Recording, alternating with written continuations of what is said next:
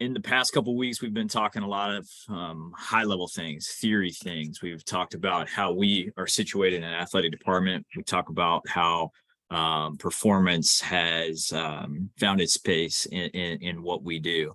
Okay, we talked about coaching and operating in sport as a practitioner last week. Today, I want to talk about our Penn State system, how we came to be across all sport, but then our system here at Penn State. And then I want to talk about a couple different technologies that we use. And I'm going to throw the ball in your court to research some of these technologies over the next week as we work on our placements come fall. Before I forget, appreciate everybody sharing your class schedules with me. We're working on that. Olivia, Dan, and myself are working on putting together some placements. But now the next thing I'll need is, when do you plan on being back in town? You may already be in town, and that's fine, but when do you plan on being back in town? We understand, class doesn't start until August 21st. But if you're in town and you want to kind of get started early, there's no problem there. Also, if you want to be involved in other things, you're already in part of academic credit, so we can get you started there. But sometime during this, just shoot me an email or put it up on Teams. Exactly what date you'll be back in town. So without going too much administrative type work, let's go ahead and get started. Today we're talking about the performance ecosystem. When we think about the ecosystem, it's important to talk about high-level sport, looking at interdisciplinary approaches, and I'm going to really break down 3 different types of interdisciplinary approaches here in a second, and then specific points that guide our program here at Penn State. And I'm not about quizzing or testing on the back end without telling you exactly what you should know. In the past weeks, I've told you need to know the pyramid. That's our philosophy. I'm here to tell you the 4 guiding principles. You'll need to know that too. And it's super simple, and we'll go forward. But there's no tests, there's no quizzes, but that's us, and you should know it. So when we think about high-level sport, it's important to think about where we come from. Okay, so way back, and I'm specifically talking about college athletics at this point. But if you think about the evolution of high-level college sport, you can really think about the connection between academics and sport.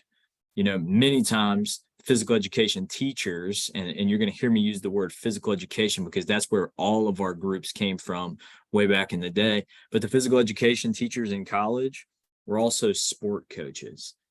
That sport coach also did everything. He or she drew up the practice plans, conducted the practice, analyzed the practice, taped the ankles, filled the water coolers, trained the athletes, provided mental skills training, everything. It was a one-stop shop. Over time, what you started to see was the change and the crossroads between high-level sport that was making money with the onset of television rights and then academics. And then, fast forward 40, 50 years, we are where we are today. And without intentional efforts, a lot of time there's not a lot of communication between academics and athletics. Now, the really cool thing about what we have here is we have great relationship with our people across campus, with kinesiology, with the sports analytics club, with statistics, with different groups across campus that want to create this bridge. What we'll talk about even further later down the road in an appropriate time is our other projects that we have coming down the pipe that's really going to be beneficial in making this bridge happen. But over time, what we've seen is the change in working together with academics and athletics, and those groups working together, is they've really gone their separate ways. Now, what that causes, especially when you have a campus like Penn State, is silos. And that's very cliche, but groups of people across the campus that don't always communicate and talk. And it's nobody's fault at all. When we become individual, or we are in our separate building, so like here's Penn State campus, we have sports in the Bryce Jordan Center. We have them in multi-sport, which is our indoor track and field area, and our outdoor track. Here's lacrosse, our football complex. East area is many of our Olympic sports. We have hockey. We have rec hall on the other side of campus probably right in this area right here, other side of campus, where it's volleyball, it's wrestling, it's gymnastics, and competes out of there. We have our gymnastics training center over here at the White Building. We have baseball, we have softball, we have golf at the golf courses. We have all these different areas.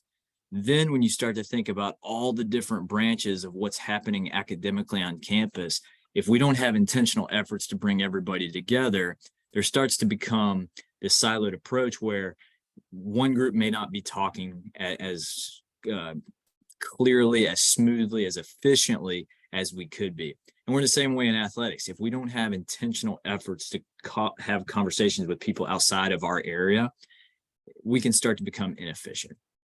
So in order to combat that, the siloed approach, we want to think about an interdisciplinary approach. And this is a foundational thing of what we want to hang our hat on here in high performance, is we don't just want to be sports science. We don't just want to be data analytics. We don't want to be just strength and conditioning, or you insert subdisciplinary group. We want to be very collaborative.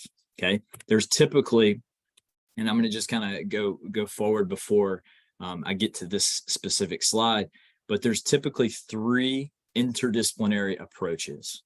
The first one is a multidisciplinary approach. So multidisciplinary approach is the true groups, and they work together, but they're in their lane. The old adage of stay in your lane. Okay, so if I'm a physical preparation coach, my lane is in the weight room, and I'm not worried about what anybody else is doing. I'm just doing my job. If I'm an athletic trainer, if I'm a sports scientist, my job is to do my job and to not worry about what other people are doing. I'll show up and make sure I support, but there's no communication. An interdisciplinary approach is where the groups start to work to create synergies between one another. So athletic training, strength and conditioning may collaborate and communicate along the return to play process. Okay, sports science may join strength and conditioning in an athlete profiling perspective. Coaches may join on, but you start to have this communication channels begin to develop that allows a more unified approach. And then the final one, probably the most effective, would be what's called a transdisciplinary approach. So now you don't just have these lanes, you put the athlete at the center of what's going on, and everybody is jammed to the same beat. Now, that doesn't mean that they're not operating within their area of expertise.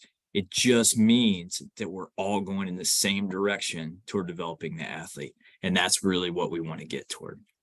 So how did we get to the point where we are today? I talked about how athletics and academics split. We talked about how we've emerged from a sport coach that had many skill sets and wore many hats to having all these different subdisciplinary groups across performance. But how did we get to the point where it's challenging to communicate? You can lend yourself back to the idea of scientific management. Okay, so the idea of this back in the Industrial Revolution was, if I had to produce a mass amount of product, it was very beneficial for me to stay in my lane. So I'm working at the tire shop and I'm building tires, and my job is to put the tread on the tires. There's no reason for me to worry about where the rubber is sourced from or where it's being delivered. My job is to be focused on putting the tread on the tire. Now that is very, very powerful, and it's very, very important for the production of a lot of inorganic things. The problem is we're not dealing with inorganic things. We can't reduce things down to the parts. This is a classical picture here, a diagram of a mechanical duck. In theory, I should be able to take this duck apart, break it into component parts, and then put it back together, wind it up, and it's going to run. Okay, that's a reductionist approach that was common in the Industrial Revolution when we were building machines. But the problem is we are not building machines. We can't just think physical. We can't just think mental. We can't just think tactical, technical on the field or on the court. We have to see how everything works together. So before I even go on, I want to challenge us, whatever your interest is, whatever your lane is that you are going to become an expert on, I want you to cherish that. I want you to become great. Make your vertical of expertise massive, but never underappreciate the value of communicating across lines. Never underappreciate the value of seeing things from a holistic standpoint. We're not building this duck. We're building a living, breathing organism that has feelings, that has other interests outside of maybe what we are doing. It's living. Okay, so keep that in mind. Now, this is the idea I'm talking about, the difference between building machines and working in an ecosystem. So one of my favorite papers of all time, Paul Glazier, Toward a Grand Unifying Theory of Sports Performance, talks exactly like this. His ecosystem for people that design training environments, people that design developmental experiences, us that are in high performance, his ecosystem exists at the intersection and the collaboration between the task, what we give them on the practice shell, on the training plan, the organism, which is the athlete, and then the environment that we design around that training environment. Essentially, what he thinks and what he talks about is that each one of our athletes exists as an independent structure. When we start to work and design training environments that allows them to grow, they start to work in unison. And then over time, they essentially start to thrive with one another. You can take this from a team perspective, which each one of these blocks represents an individual athlete. You could also show this from, or think about this from an individual perspective, where each one of these components represents a body structure or an organ system, something like that. But basically, we have to appreciate how everything fits together. Okay, we are working with an ecosystem, an organism in our ecosystem. So examples in this, and I'm going fast because I want to get to something else here, but examples, the easiest, most clear-cut way, especially with how we're using data in our system, is to look at healthcare. Okay, so I continue to use this example. So apologize if people have heard this multiple times, but if I am let's say I'm a master's athlete and I'm competing at a master's level weightlifting event. Okay, and I'm clean and pressing, and I get a thumb injury. I got a hook grip and I break my thumb. I have a thumb injury and I'm off site. Let's say I'm in Colorado. I'm going to go to a physician and they're going to take a look at my thumb. Initially, they're going to check me in. They're going to profile me. They're going to see if I have any other records, and then they're going to put my information in there. Then I'm going to travel back to State College, and I may have to go back to the physician, to which that different physician or medical provider is going to look at my file that came in from Colorado, and then they're going to prescribe me something. It may be something outpatient. It may be something with physical therapy. It may be something even more severe that may require surgery. But essentially, that connection of information is an interdisciplinary network. The physicians group, the medical provider in Colorado, pipe the data through the information system to the next group. So essentially, those groups are talking together while keeping me, the patient, at the center of that conversation. Okay. Next example here within State College is this exact thing. So Dr. Scanlon, he's a professor on campus. He's one of our faculty athletic representatives. He's a part of a group that looks just at this within Penn State's, not Penn State, but our Nittany Valley area. So the interesting thing about here at Penn, at Central Pennsylvania, is we have 3 health providers. It's a very small region too to have 3 health providers. But if we don't connect Penn State Health, Mount Nittany Health, and then Geisinger, we're actually going to have a breakdown in the communication that doesn't keep the patient at the center of what we're doing. Okay. Other examples of this, and I'm not going to go into this, but I will provide examples that you can look up on your own. A great example of an interdisciplinary network in the military is looking at the command structures and how we approach problems with an evolving enemy or evolving enemies. So as the people that we're in combat with change and evolve, we have to have the ability to evolve too. So we can't be super rigid. We have to work together, communicate together, regardless of expertise, to communicate. This idea comes from a book called Team of Teams. by Stanley McChrystal. I've got it down here at the bottom. Fantastic read. Won't go into this specifically, but it is something that I have on my bookshelf, and it's one of my favorites. Another example, if you're just thinking about systems approaches to training athletes, just look at skill transfer. I cannot necessarily train strength, power, and speed in isolation from the sport if I don't want it to transfer, or if I do want it to transfer. I have to find creative ways to build a foundation, to build bridges, but then get it to transfer. I have to think holistically. Everything is working and jamming together. Okay. This is a great piece too. I would challenge you to take a picture of this. Dr. Ping Du, he's a bio, let's see, what did he do? He was a biomechanical engineer at the University of Auckland. And what he talks about is the importance of an interdisciplinary work and sharing with different professors as we work to develop medical devices. So let's say I'm a chemistry professor, or I'm a biology professor, or even if I'm an English professor, whatever it is, I am busy, very interested in getting really, really great at what I do. Now, the more expertise and jargon that I create in my lane, the limited ability there is for me to communicate effectively with people that don't work with me day to day. So when we're thinking about innovation, we want to be great. We want to grow. But we want to always be trying to talk. You can think about this within our lane in sports science really, really cleanly. So if I am in sports science and I'm talking so high about a metric that no one understands, the message is not being passed along. I have to find a way to build bridges. More importantly, though, not to just build bridges to share information. I have to think about what is the most important thing? What's the athlete?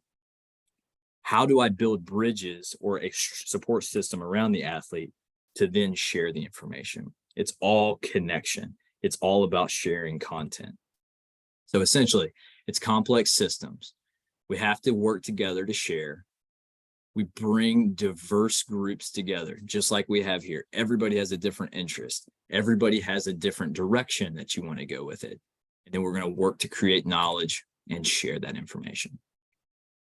So now this is what I want you to know. When we're building a performance unit here at Penn State, here are our 4 guiding principles. And I want you to know this and keep this in the back of your mind. Just like we put the athlete at the center of that diagram, just like the patient was at the center of that diagram in the healthcare model, we have to prioritize athlete-centric approaches. It doesn't matter if we have the greatest piece of technology. It doesn't matter if we have the best grant in the world that's going to give us all this information. If it does not help the athlete grow, it does not help them develop or become a better person, it is not the direction that we need to go. So when we deploy everybody here coming in the fall and you are working, it's not about the data. It is not about your technology that you're driving that day. It is about the athlete. And you are going to be supporting the strength conditioning coach, the athletic trainer with that program to drive that forward. Communication. Communication is a priority. I've already given multiple examples of why that's important. For us, what will be very important is knowing how and who to communicate with. Now, this is a sticky topic. If I am Olivia and I am Dan and I'm full-time staff members in high performance, they have the ability to go up to a head sport coach, an assistant sport coach, and have a conversation about something that they're seeing in the information. They also can go to the strength conditioning coach, the supporting staff that's around that team. Our people at the intern level, I want your first point of contact to be with Dan or Olivia, the strength conditioning coach, or the athletic trainer. Initially, we will not talk to the sport coach or the assistant coaches about anything you see. Filter it through the support staff before we go to the sport coach. The sport coach, however, may come to you and ask. Early on, though, I want us to say, hey, I'm going to talk to Jared, our strength and conditioning coach before I, make a decision. I'm going to talk to Dan, Olivia, Nelly, and then we'll get back. Or you can say, hey, I just got here. I just want to make sure I'm doing things right. I'll get back to you. That gives you a little bit of time to slow down and know what's going on. Then toward the end of the experience, as you start to feel comfortable with what we're doing, as you have conversations with strength conditioning, as you have conversations with our high performance crew, and that same scenario happens, then we can start to communicate. But we want to communicate in an effective manner. A good rule. What do I know? Who do I need to tell? And then have I told them? What do I know? Who do I need to tell? Have I told them? Next one, planning and evaluation is everything. Okay, so planning and evaluation allows us to set a path, a direction that we're traveling, and then it allows us to use information to audit or evaluate what we did. When we do that, we can then reset the plan and move forward or establish a new plan for where we're going in the future.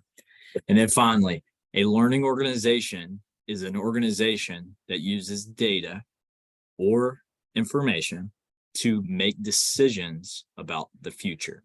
Okay, so whether it be in healthcare, whether it be in education, whether it be in sport, information, okay, you remember last week when we put our staff tracker on our phone, anything that you're doing for this organization, you put in the staff tracker.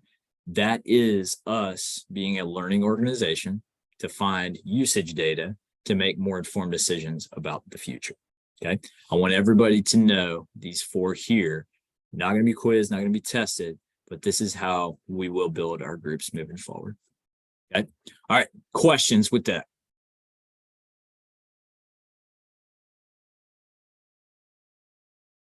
No questions? Dan, Olivia, anything would like to add?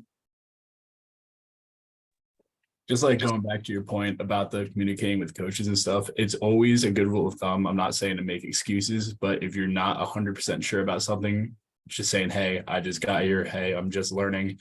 I'll get back to you in a day. I'll get back to you. I'll have Nelly talk to you, Dan, Olivia. Using that to your advantage is ideal.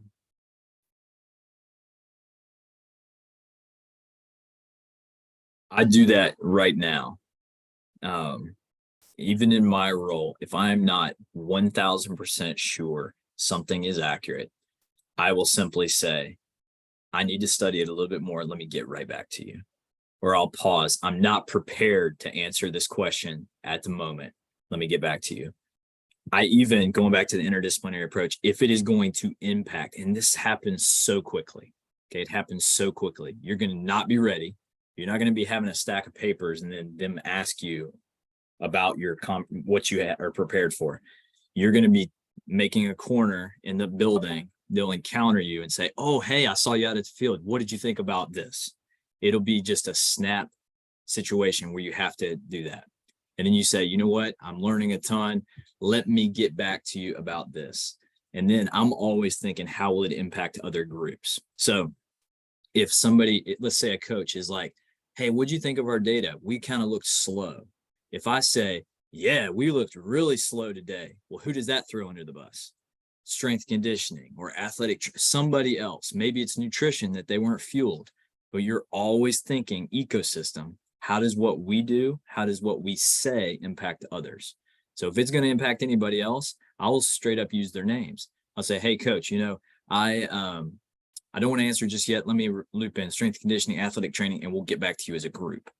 That is cohesion. So I would challenge everybody to do that. Any other questions? All right, we're at 24 minutes. I'm going to intro some new things here. I want everybody to check out over the next week and we'll go. Okay, so some technology that we use in our system.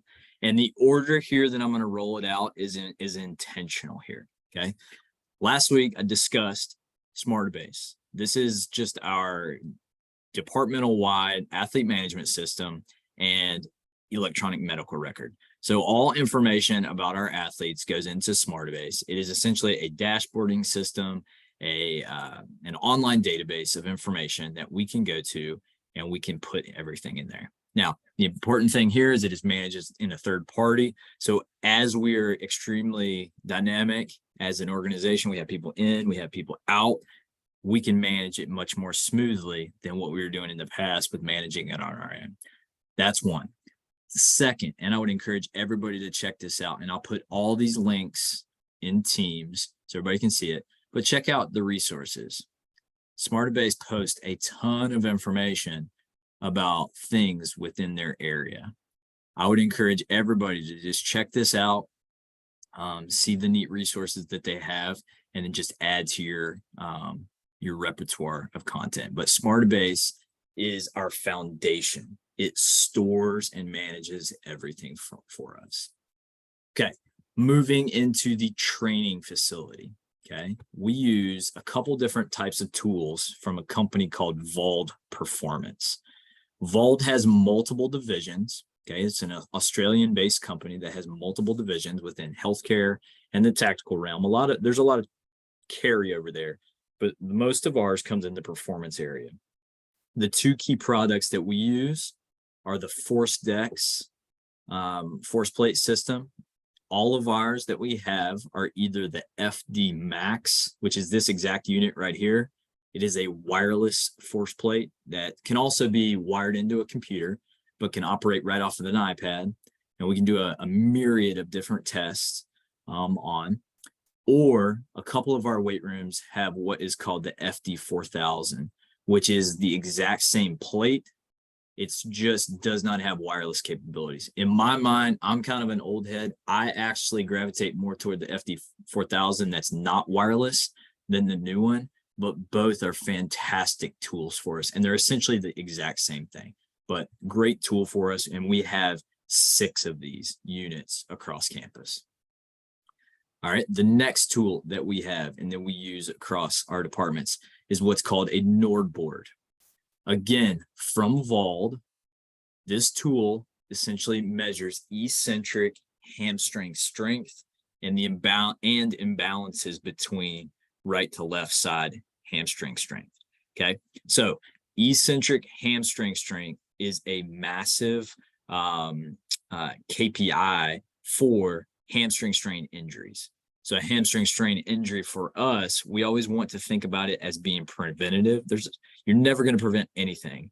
But when we think about profiling athletes throughout their career, we can start to identify some problem areas for them with this tool.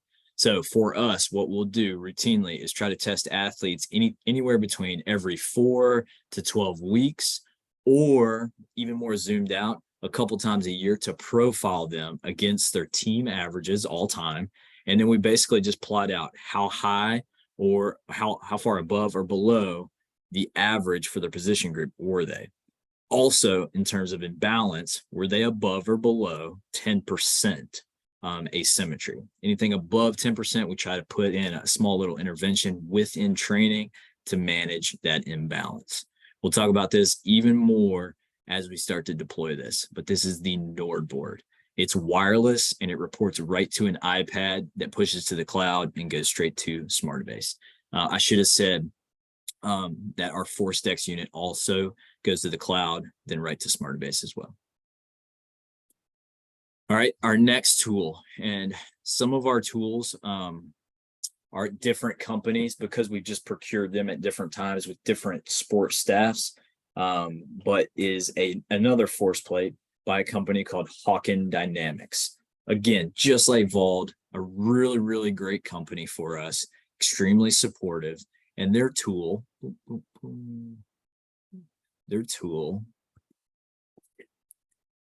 is right here. So again, it is a wireless tool that reports straight to a tablet and gives us a lot of information about jump metrics, about force metrics, and we will deploy this with our basketball teams in the Bryce Jordan Center. Okay, so this unit, the really neat thing about the Hawken plate is that it is extremely light and it's very portable. So if our basketball teams are going to go on the road, let's say they go to the tournament, let's say they're in a period of time where they're traveling a ton, they can actually throw this under the bus, under the plane, and it travels really nicely.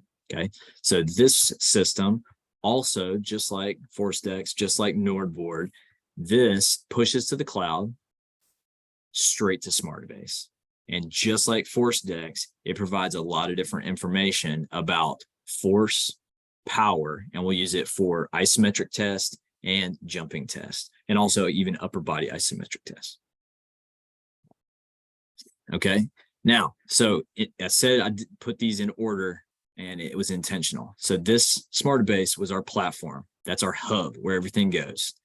Then we went into technology that does not move. Okay. So the force plates, whether it be Hawken, whether it be force decks, they're in the weight room. They're not just walking around taking off on you. Okay. Force, the Nordboard by Vold, it has wheels and you can roll it like a wheelbarrow, but it's not going to be, you're not going to have to chase it down. Our wearables are the next level. We have to have a little bit more intentional plans to manage wearables, because if you are, let's say like football, and you have 120 athletes, that's 120 different pieces of technology that are living, moving around. So you have to manage it a little bit more. If you're at a hockey team, they're moving, they're skating, they're moving around in space. So it just takes a little bit more to manage. It's not hard. You just have to be strategic in how you do it. So the big time wearables that we'll use, and there are some more wearables that we could go all day talking about across many of our other sports, but the ones I'm talking about here today are the ones that are used by multiple teams. Okay. The first one is Catapult. So Catapult is a company that specializes initially in wearable devices. They've expanded since then to video, they once had an AMS of their own. They have an indoor local positioning system. They've expanded immensely. I personally have worked with Catapult for about 11 years, and hands down, they're one of the best customer support groups that I've ever worked with. I'll even open it up to Dan to comment, please, too, if you want, Dan, but on a football game. So if we get back from Columbus, Ohio, and it's 4:00 in the morning on Sunday morning after a big win in Columbus, hopefully, we come over here and we download the data and we have a problem, I can put a support ticket in to Catapult at 4:00 in the morning on a Sunday, and somebody's going to answer me within about 15 minutes. So the network around Catapult is fantastic, and they've really helped us immensely. Dan, you have anything you want to add there with some of the things that we've had? Yeah, Catapult is just altogether amazing. Like you said, they respond quick. They always are informative. The biggest thing for me was when I was first learning, and I'd be on like TeamViewer with them, which is an app where they can wire it in and work on your computer with you, is that they will walk you through and teach you anything. So if you're not familiar with how to transfer data or something like that, you can set up meetings with them and they will teach you whatever you need. Yeah, agree. Okay, so we use two different types of Catapult systems. Our field sports use the Vector S7. Okay, so this device connects both GPS, so global positioning system, and we'll get really in depth with Catapult in a specific lecture, but the S7 device connects with GPS devices outside. So there's 3 different systems that orbit the Earth: global positioning system, Galileo, and GLONASS. It connects all with those systems, okay? And it provides positional data, so how far an athlete traveled, how quickly an athlete traveled with a velocity or an acceleration, but it also has onboard metrics, such as change of direction. So anytime that unit tilts or toggles in one plane, it'll count a frequency data, okay? It also measures contact, and it also allows us to absorb and collect heart rate from an external heart rate monitor. This also allows us, when we go in our indoor facility, Holuba Hall, to use a local positioning system that we call Clear Sky. You don't have to remember this at all right now. We'll get to this later. But Clear Sky is essentially like the satellites orbiting the Earth, except we have an indoor local positioning system set up there. So if one of our athletes goes from outdoor to indoor, they don't lose positional data. It's essentially like we take the indoor and remove the roof off of it. Okay, so that system, the Vector S7, is the Cadillac model that Catapult uses for dual indoor-outdoor sports, and all of our field sports use that. Our Vector T7, this is what our indoor sports would use. Okay, so anybody that's full-time indoor, like a court sport. Okay, so if you're full-time indoor, you don't need to go outside to use GPS. It's a little bit smaller, as you can see here, and these are not to scale. Okay, it's a little bit smaller. It doesn't need the GPS capabilities, so it allows you to do it from that sense. The neat thing too on the T7 is there's two different options. There's a garment option. This is essentially like a vest, and it looks the same for both male and female athletes. The unit just mounts on the backside of their shoulder blades here. But the T7 has the option to mount between shoulder blades and also on the belt. So it has a little bit different options there. Okay. So Catapult Sports, fantastic wearable option for us with positional data, velocity data, and workload data or onboard metrics. All right. The next system that we'll deploy is FirstBeat. Oh, let me go into this.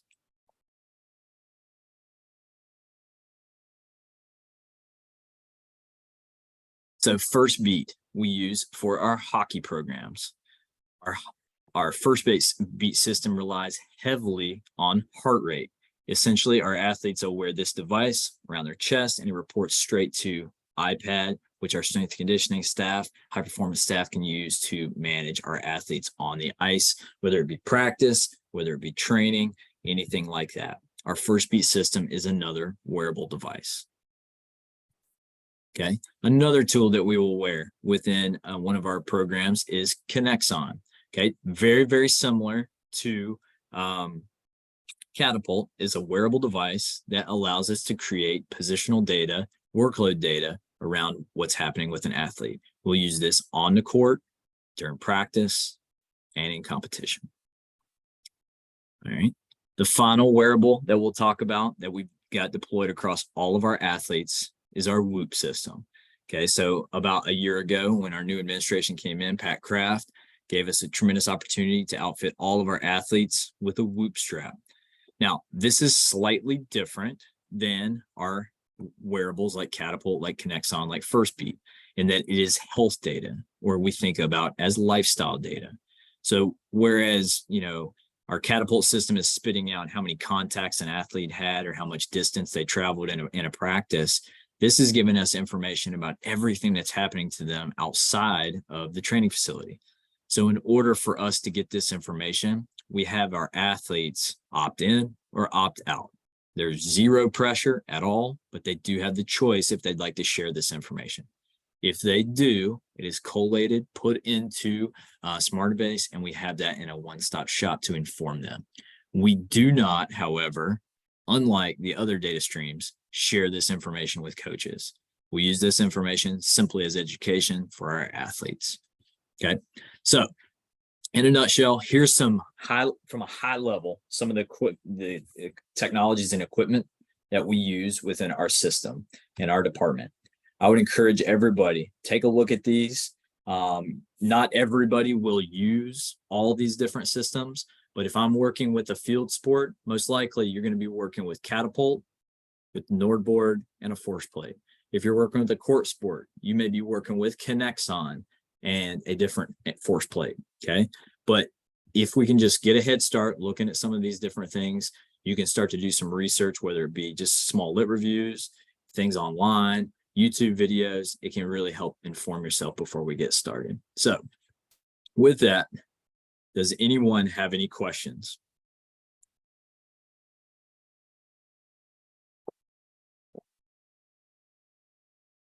And what I'll do too, I'm going to stop recording.